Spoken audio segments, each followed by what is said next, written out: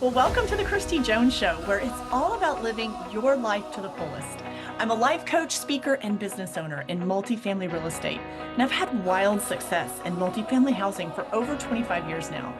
I am so passionate about helping others merge their success and lead a fulfilling life, and I bring it all together right here on this podcast. So join me and let's get started to live your life to the fullest. Hey, my friend, welcome back this week to the podcast. So glad we're here hanging out once again. We're going to win through leadership. That's what I'm going to talk about today. I didn't know exactly what I wanted to title this episode, but after I went through and created my notes and really kind of honed in my message, it became clear to me that the title is Win Through Leadership. So that's what I'm going to dive into today. And I want to start off by, I'm going to share a personal story, that kind of an old story that happened at the beginning of my career, but it's one that I want to share with you because it really is this is going to hit home and connect the dots of the point that I'm trying to share with you today. So if you're wanting to unlock that secret to leadership and to confidence within yourself, listen to this entire episode. I'm going to share today a curveball that was thrown my way in my career early on, and it taught me to bet on myself. It taught me how to lead my team better, and it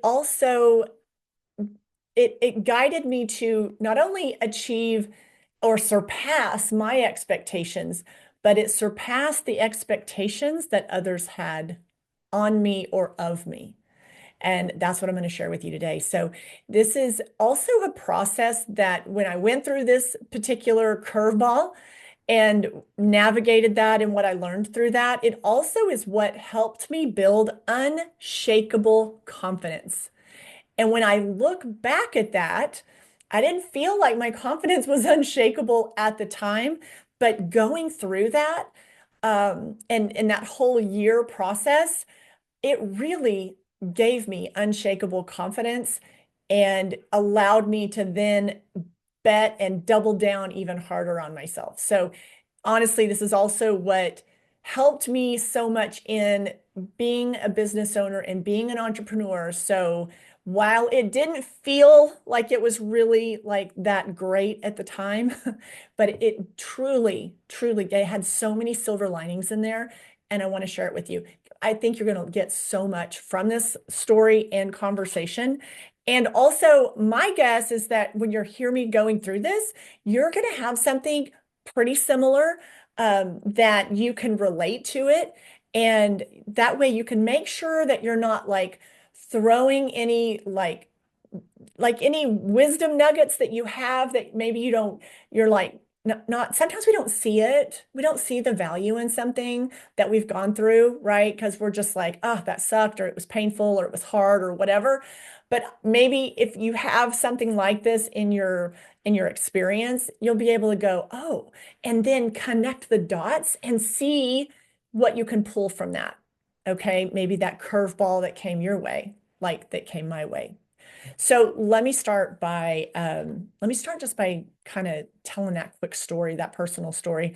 This is early on in my career, and I was a property supervisor in multifamily housing. So, age-wise, I would say I was 30. It was before I started my own business at 32. So I'm like 30-ish in there. So I've been in the business for several years, and at this point, I'm a property supervisor. And long story short, I was trying to go, okay, what's the quickest way to tell this? The quickest way to tell it to start this thing off and where I want to get with leadership is that in a nutshell, there was a partnership board meeting, whatever you want to call it. It was a board meeting, I think, but it was all the partners and a few other counterparts. And anyways, they were looking at pay raises for various individuals, and I was one of those as well. And I had my counterpart, peer, that did this. We both had the same type of titles and jobs and roles in what we did. As in result of that meeting, she was our supervisor. As she came out of that meeting, she um, my counterpart had a salary raise, and I think it was uncomfortable, maybe a little hard for my supervisor to convey to me that I didn't get the salary raise, and instead, what the partnership felt was better suited for me was a monthly bonus per property based on, the property had to hit certain benchmarks, performance benchmarks. And so I think, definitely coming that first, when that message got delivered to me, it stung because knowing that, your peer got a substantial raise, just across the board. But mine was going to be tied to, specific benchmarks per property. And, I had a ton of properties and each property staffed with a team. So there was a lot of people involved. And so it did, it definitely, that first day when I learned that, I was not going to lie, I was disappointed. I felt like because I had put so much into my career. If you know my whole story, you know that I had come out of where I'm basically surviving day to day as a single mom. And, initially I was on some government assistance and I mean, I'm rebuilding things like from the ground up. So I was uber committed to this career and company. And literally, I didn't have a lot of boundaries when it came to work. So I mean, I was working extraordinary hours, as were many, it's to me, I thought that that's just what you did. That's to be expected, especially when I had such ambitious goals. I knew that it was going to take extraordinary effort and results to get me there. So my disappointment, I think, was like most people, right? When you get that news that um, I was just disappointed because I had given, endless hours, so many late nights, so many early mornings, so much. But at the end of the day, it was like, lick your wounds, whatever, get on with it, right? That's the language I had for myself. But it stung at first. Mainly because I was like, well, we're doing the same thing. Like it was hard. It was a hard pill to swallow at first. But with that, so what I came from that was there was no raise, but if my assets that I was in charge of, if they hit certain benchmarks, then um, there was a small bonus per property that I would be awarded. So I was determined to make sure that I understood what those benchmarks were. It actually taught me to understand property operations in a much deeper and better way. So many bonuses to me actually having to go through this whole process, but that's one. So that whole thing was just a really pivotal moment of basically being denied a raise, like a carte blanche, like across the board salary raise, let's call it. And to have that curveball um, come towards me to where it was, well, you could earn more, but your properties are having to do X, Y, and Z before you could submit that. So that was the facts that were laid out. Yes, it stung at first, but like by the next day, I was back in the saddle, like, you know, wasn't throwing a pity party over it. Like I was still grateful to have the job that I had. I was ready to dig in. I was ready to make it happen. And also, when there's a structure like that, there is a pay benefit for the people at that, or at least at that time, at that company, for the people on site. So when these benchmarks are made, then they're making more money. So it was like it's a win situation for all. So one of the things why I titled this Win Through Leadership is because that curveball, that story that I just shared, I wasn't going to focus on, well, why this, why that, this isn't fair. That doesn't matter. Like deal with the facts. That's just how I operated. What are the facts? What do I need to know? And I know where I want to get. I know where I want to take my team too, like everyone else. I want I want all of us to win together. So what do I have to do to get there? So it was a really good motivator because that's how I operate. That is how I operate. So challenge, I'm like, challenge accepted. I was honestly inside, man, it made me dig in. I was like, challenge accepted. Like this was like, there was just no way that this was going to work. This was going to work. Pointless. Like I was just like, it's working. No questions asked. It's done. One of the things, the second point I want to talk about is the lessons on leadership. And I want to share how this experience and this little curveball that I'm talking about, how it taught me to leverage my team's strengths into better performance.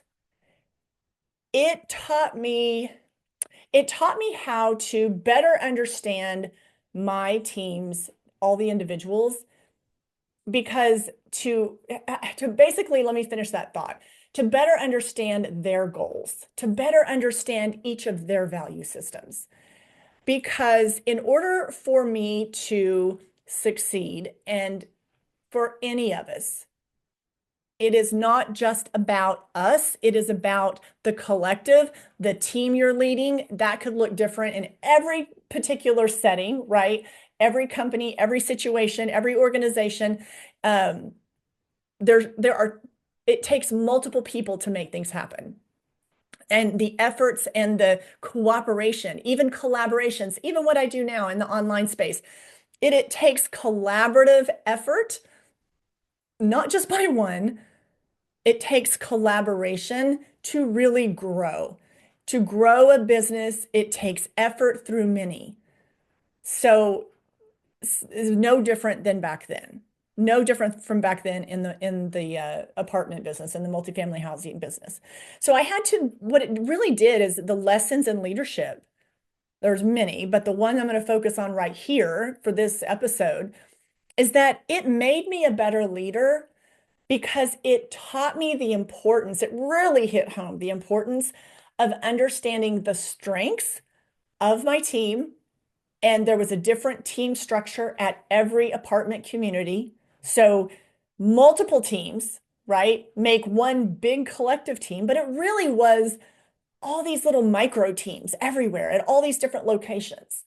So understanding their strengths, making sure that I was putting the right people in the right places, because we don't always get that right as leaders when you're hiring and moving people and structuring teams. Like we get some things right and we get some things wrong. And to recognize when you've got something mismatched, the sooner you can recognize that, then you can make, adjustments earlier on to get the right people in the right spots. Easier said than done. It is definitely a challenge. If you are in those shoes, but when you want to set everyone up for success. So you want to make sure that you're playing on each individual team member's strengths and that you're finding ways to build up the areas or support the areas that maybe aren't their strong areas, that aren't their strengths. So it really, that curveball that was sent my way, that if you want to make more, basically the message, if you want to make more money, no, you're not going to get a salary raise like your counterpart, but this bonus system is available if your properties do this, this, and this. So, like I said, challenge accepted. I was like, part of me just really loved it. I was like, that's fine. Game on. Let's go. Um, and it really helped me refine my abilities to lead people, to analyze what am I doing that's good and helpful and getting us in with the results that we want.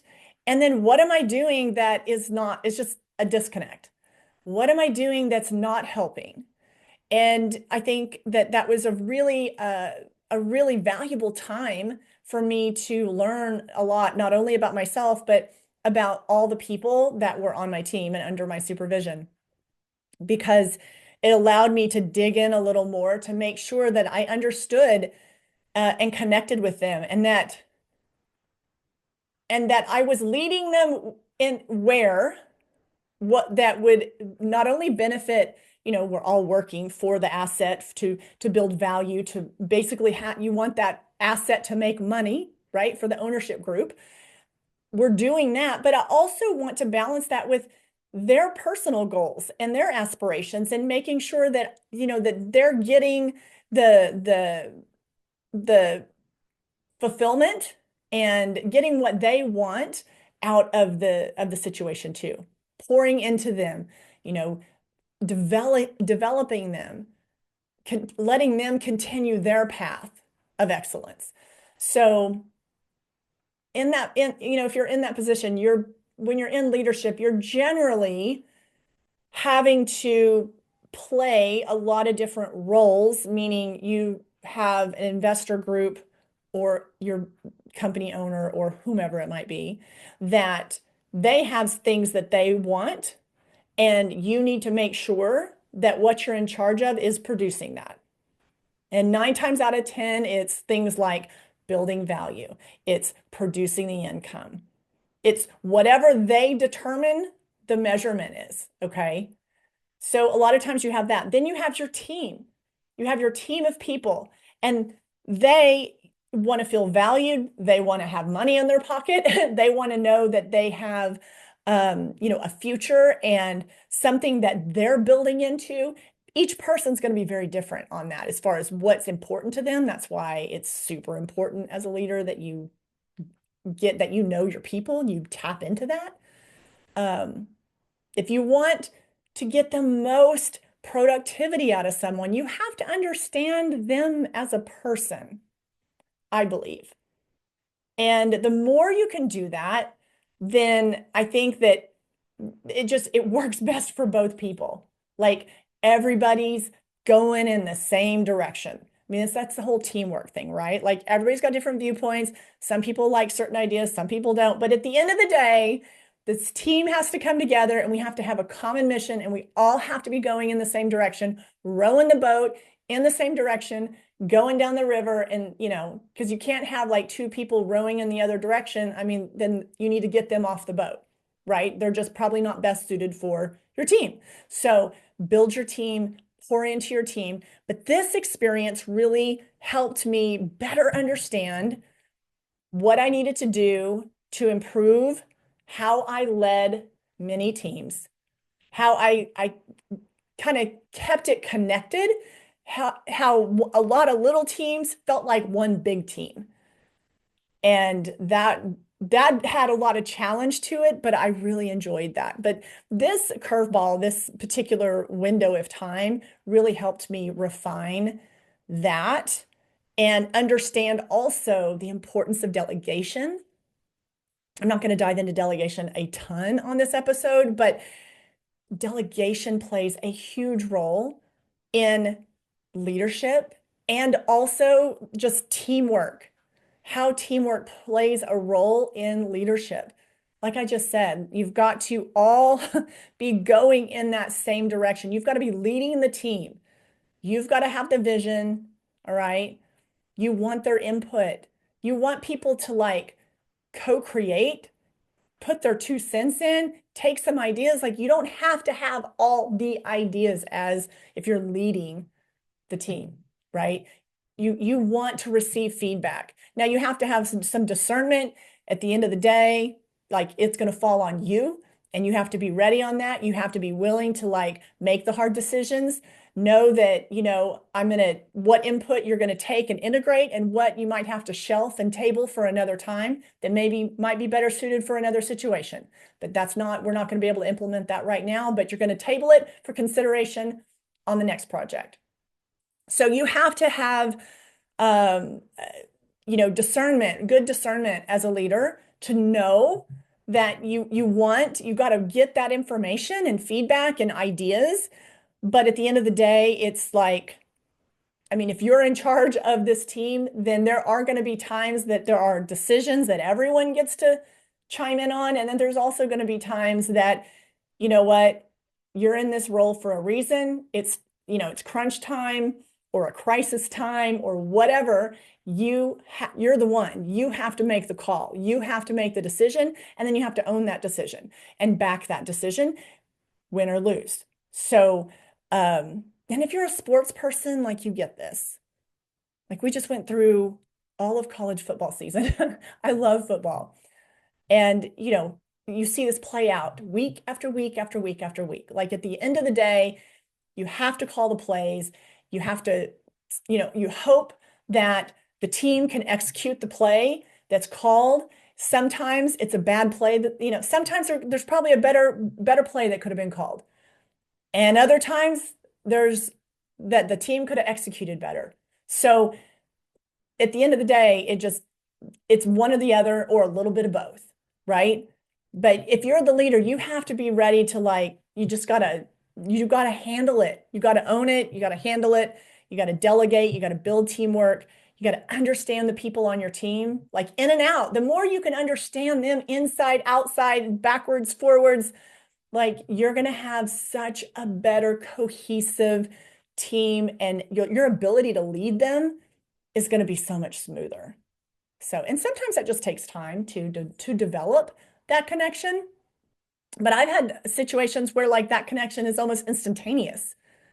So, but this curveball that I've been telling you about, this little personal story, this is one of the experiences that really helped me refine my leadership skills. So those are some of the lessons that were takeaways from that. I also want to talk about from this personal experience way back in the day about confidence. And so confidence is basically built through competence. I really believe that. It gets stronger and stronger, meaning, let me explain. So when I was up for that raise, let's say, I was feeling really confident in my abilities. I had overcome a lot of situations, challenges, staffing things, taken on properties that were underperforming and turned them into properties that were performing. Why? Because I was able to create a team to come in, to get crap done and get it done really good. And we weren't afraid of making mistakes, made plenty of them, but really did not let that, like I didn't lose a lot of time over it. Like if something didn't work, regroup, go again. I was really, and I think the people on my team knew that I encouraged like decision making, taking action. Let's try it. Let's see if this works. Let's do it. And so as long as we were, communicating on that, I was like, let's go. Yeah, I love your idea. Let's do it. Let's try it.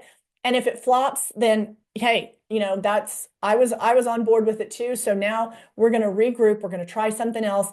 And, I'm going to walk them through that process, right? So they can learn as well. You don't want to be making all the decisions and then I'm speaking of like, this was a manager at the time, because that's how they learn, is through making decisions and then having some of them work and having some of them not work. And obviously you want to be involved in that, because you don't want them to get themselves in a situation where they're making a decision on something that could literally be like career ending, right? To where it would cause that you would not be able to basically come in and like retrieve the situation. So again, good leadership kind of knows like where's the boundaries on that, right? So you want to set someone up for success, not set them up for just total failure to where they can't rebound from that at the company. But building confidence through competence at that time, so I'm feeling really confident. I'd been through a lot of different experiences. And so when given the challenge of, hey, if you want to make more money, then this is how you do it. We're not going to do a raise like we did with your peer. Then I actually had a lot of confidence in my ability to do that. I think that's why I didn't like fall apart and take it personal and be like, oh my gosh, this isn't fair. And why this and why that? I was just like, okay, let's go. Okay, like let's got up the next day. Let's do this thing. Let's do it. And so I had built confidence in that industry, in my ability to lead and manage and create and build and turn something into that wasn't, making profits into something that was, making profits. And because I had been, it's like doing reps, right?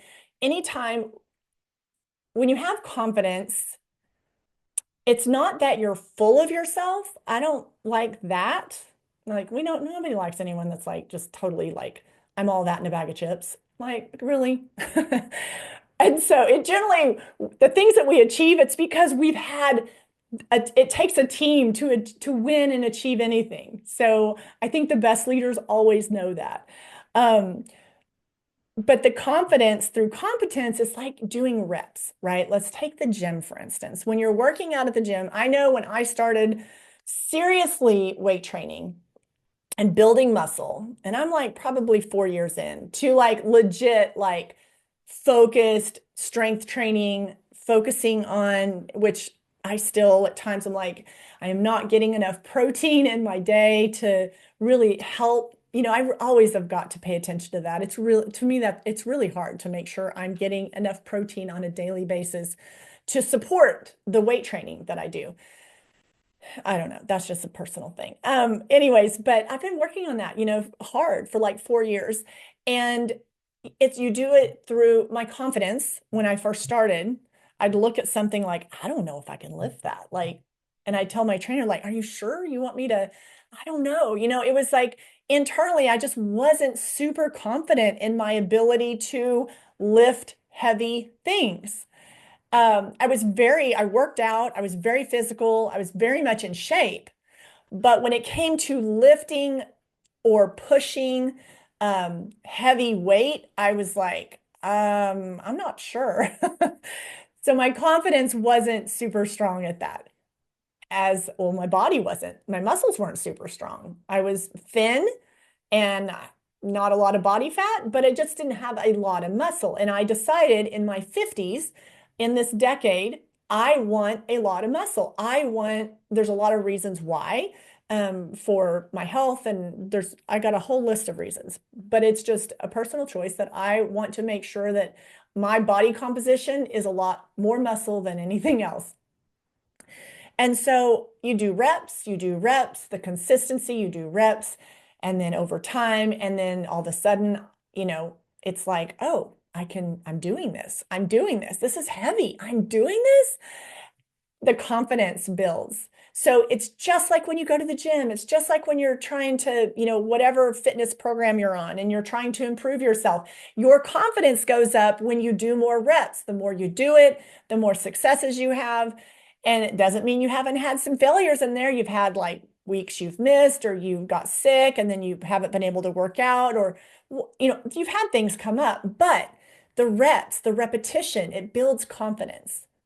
And so through my competence in the gym, my competence to now, I sled push, you guys. I challenge my husband thinks I'm crazy. And I am in a lot of ways, because once I get it in my head that I'm going to do something, guess what? I'm going to do it. I'm going to figure it out. I'm going to do it. And so the sled push, it's something in the gym that is has been part of my workouts off and on for the last, 4 years. And so was it last month? I think it was on my programming for last month. Anyways, so I did like, it was 10 yards down one way, 10 yards back the other way. And so I got up to was it 295? Yeah, it was 295. My husband was at the gym with me. He's watching me do this. And I'm like, I've never done 295. So I had built up to that. I'd been warming up, blah, blah, blah. Anyways, and it was like my set number 5 or 6. And so I put 295 pounds on there and I pushed it down 10 yards. And I was like, huh. I mean, it was hard, but I did it. I mean, it's not like I was like moving. It's like, huh. And I pushed it back down 10 more. And he goes, so then And then I took all the weights off and I finished and we're heading out to the car. And I was like, I was so pumped that I did that. I was like, man, I can't believe it. So my confidence level in that particular thing went up substantially because of my competence, because I did it. And of course I was like, he's like, you did 295 pounds. My God, da, da, da, that's awesome. And then he says to me, well, if you did 295, I bet you could do three. And in that moment, because this is how I'm wired, because and he didn't mean it like in a competitive like kind of way or whatever. He was just like, if you do 295, I bet you could do three. You know what? You should have put 5 more pounds on there. And I was like, so mad that I didn't think of that. I was like, because that took a lot of effort to do that. And I'm like, oh my gosh, why did you not say that earlier? I was like, I so could have done it. And in my brain, that means something. I realize it doesn't mean anything.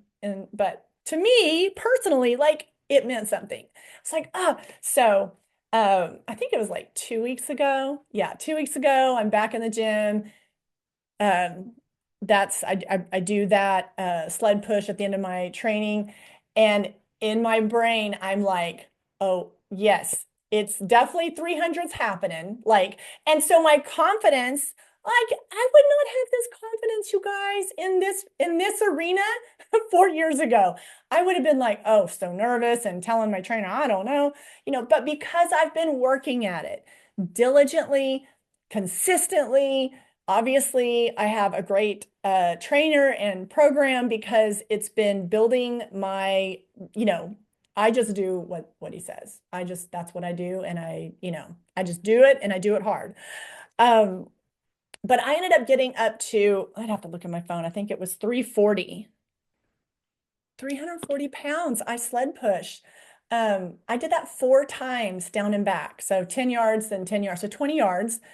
So I'd go 340 and I'd rest 60 seconds and then boom, I'd push it back. Now, I'm only telling you that because that was one of my goals and I did it. And I did it because I built confidence through competence. And how did I get that? Is because I just kept doing the hard thing. And I did another rep. And I mean, this has been a while, right? I've been building up to this. But the point is that I felt confident. I wasn't like, oh my God, I don't know if I can do this. I was like, oh, heck no, I can do this. Oh yeah, I can do this. And when I did 325, I was like, well, if I could do three, I did that. Like, I did that. I put more on. It was crazy. It was literally crazy. It was crazy. But it's confidence through competence. So back to leadership, because I have to give multiple examples. That's just how my brain works. Because I think that all of this like filters into our life in a lot of different areas, right? These things in business, this applies to our day-to-day life. Totally, always applies to our whole life. Like it's like you have your business that you're wanting to grow, and then you have your life. And these concepts apply to both. We can put this to work for ourselves in every arena of our life. So our confidence through competence. And back to that story that I was able to just blend right into that and get the team, get everybody on board. This is what, making sure that I was going to hit those benchmarks for those properties so that I could make more money on my paycheck. They could make more money on their paycheck. And I was able to do that because I had the confidence, because I had been doing so many reps up to that point in what I was doing, right? So I was very confident that we were going to get this done. And I want that for you too. So think about how that applies to your own life.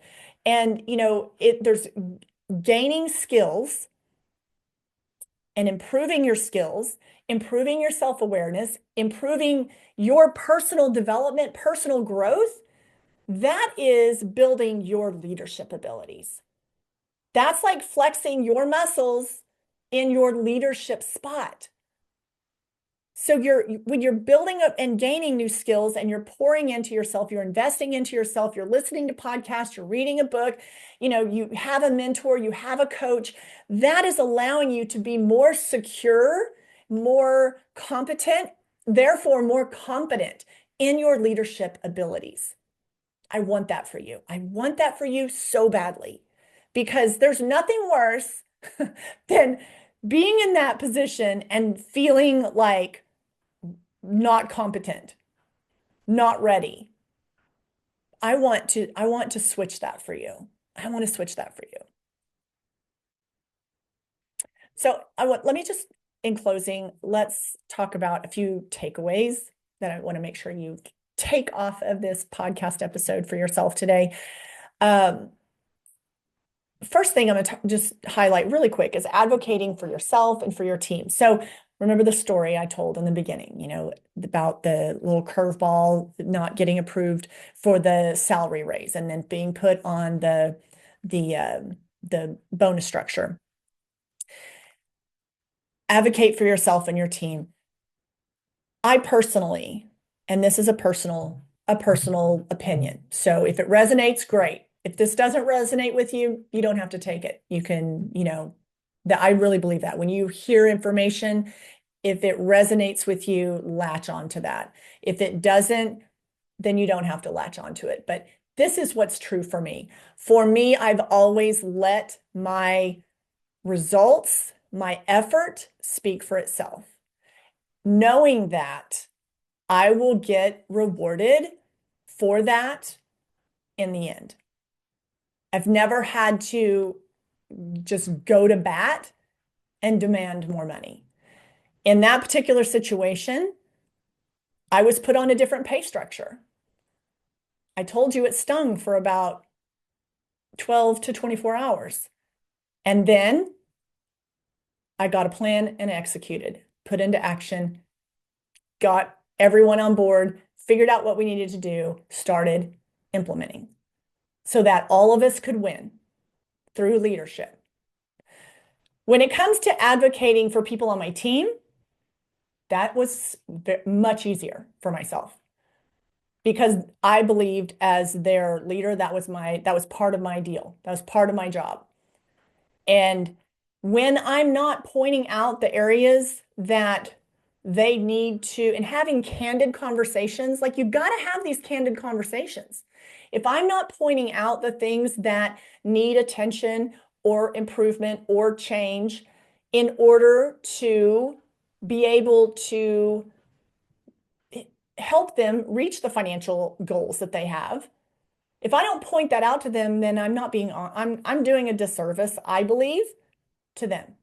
So I'm going to have that hard conversation. What might be perceived as a hard conversation. I mean, you get better the more that you do it, like how you have that conversation, but you've got to give the feedback. If you don't give the feedback and they don't know where they're maybe measuring up and where they're not measuring up, then that's a disservice. They need to know that. And then that puts the ball in their court, right? People under your leadership, putting the ball in their court. Now they know, okay, so this is what I'm going to have to improve or change or move the needle here.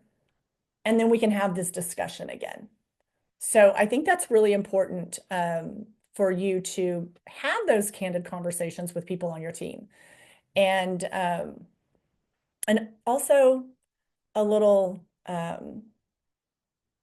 side note on that too is when you focus on your team's performance. I meant to say this in the last when I was talking about the lessons on leadership and team building, but when you're focusing on team performance, that it boosts not only their success, but your success. Focus on the overall team performance. That is really, really important. I hope you got that from this conversation. I want to make sure that I clearly say that.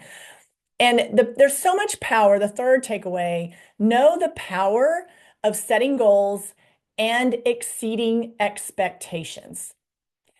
Exceeding your expectations or the expectations that in this situation, the story I've shared, the expectation was you will get paid, these bonuses for these properties if the property does XYZ, hits these marks. And so there's so much power in setting goals and exceeding those expectations, and have expectation, like know what you expect. I expect excellent effort from myself. It doesn't mean you're going to have the outcome you want every single time. There's, the perfect performance. You've heard me talk about that before, doesn't exist. But you've got to expect excellence from yourself, from your team. Like that was clear. I expected all of us to, and myself included, I had high expectations of myself, but we're going to show up and we're going to give our A game every day. That's what we're going to do. And if somebody's having a non-A game and there's something going on in their world, like I need to know about that, right? Like that's where that open dialogue. I'm going to say, hey, I'm going to open up that communication channel because something seems off. The focus hasn't been there, whatever it might be, right? So we got to have that, give people that grace, right? As a leader, you've got to have that open communication. You've got to have that open communication. They've got to feel comfortable talking to you. This particular season of my career really taught me a lot in leadership about myself, about other people. It was really so much silver lining in what I thought was a curveball that was sent my way. In closing, I want to share that the outcome of the getting denied the salary raise, but having a bonus structure instead, had a beautiful outcome. Not only did I make way more money than I would have if I was just on the flat salary raise, not only did I make a lot more money, but it also gave me this lesson and this preparation for later, when at the time I didn't know, but later would become a business owner. And it helped me really now as an entrepreneur. And like I said, the first time I stepped into that space and started my first business, it really helped me understand. I'm so glad that I had that put on me then, because I better understood what was important in the property operation, the big picture. It helped me see the big picture so much better. It opened my eyes to things. It helped me understand different aspects of business. So there was such a silver lining. While maybe they meant it for, I don't know. I have no idea why they made the decision they made. I know a year later, whenever I was told when they were reviewing pay, a little over a year later, they were like, "What is this? Why is this person making this amount of money?" To which, love my supervisor because she is a rock star. I think she was the one that had to politely remind them that they put me on that pay structure. And so I just was like, hey, okay, I'll take it. And so I think that there was a little like surprise a year later, probably in the review of annual salaries and whatnot. But I mean, I clearly wasn't the highest paid person there, but I'm just saying in the realm of where I was within the company, it was like, wait a minute, why is this coming up so at this high amount here? So, but I really was blessed with such an amazing supervisor. She was remarkable, and I remember the outcome of that, and I thought it was pretty comical, but. The silver lining that it taught me gave me so much insight as an entrepreneur, and also to see things from a wider angle. And so there were so many benefits to that curveball happening. I mean, it really has paid off for me year after year after so many more experiences. So there's such a silver lining, and a lot of times when we have these curveballs come our way. So just just trust me on that. This is just one of many that I could, top examples that I could share. But the curveballs, trust me, there is a silver lining in all of them. It's when you're betting on yourself, which I am all for, you got to double down, you got to bet on yourself, you got to have your back. You're always going to have more effort and consistent growth when you do that. You will have consistent growth. Like I mentioned, this situation really helped best prepare me for being a business owner when I started Alliance Management Group. So not only was that curveball a gift, as in I had more money on my paycheck eventually, but it also taught me so much in being an entrepreneur and really gave me some good preparation for that. So all things work for our good, my friend. Know that, trust that. I believe that to my core. Don't get frustrated when things don't work out like you wished, like you hoped. Um, Most likely there is a silver lining woven in there that you might see really soon and you might see way later, but you're going to see it. I'm confident in that you will find the silver lining in whatever curveball has come your way. I share this personal story, hoping that there's maybe something that you can relate to. Maybe you can take that story and you can see something in your own life, in your own journey, and then apply it to your situation.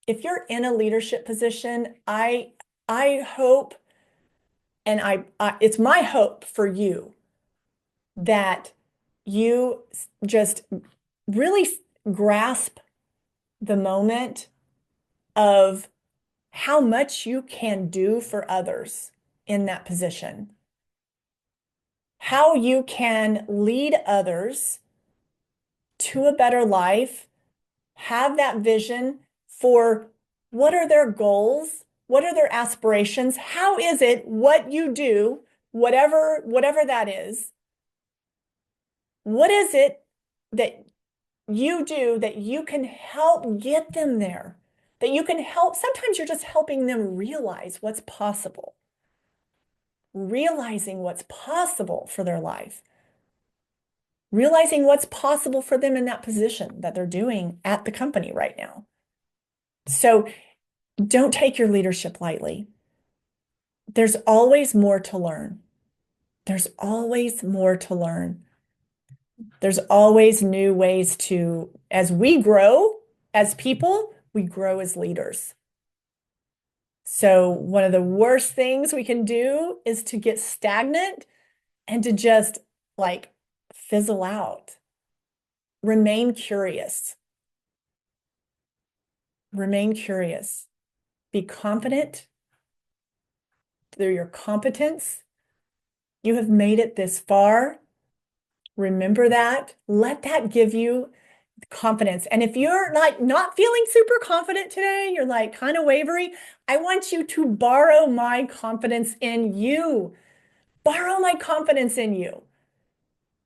Because I believe that you can do it. You are listening to this episode or watching this podcast for a reason.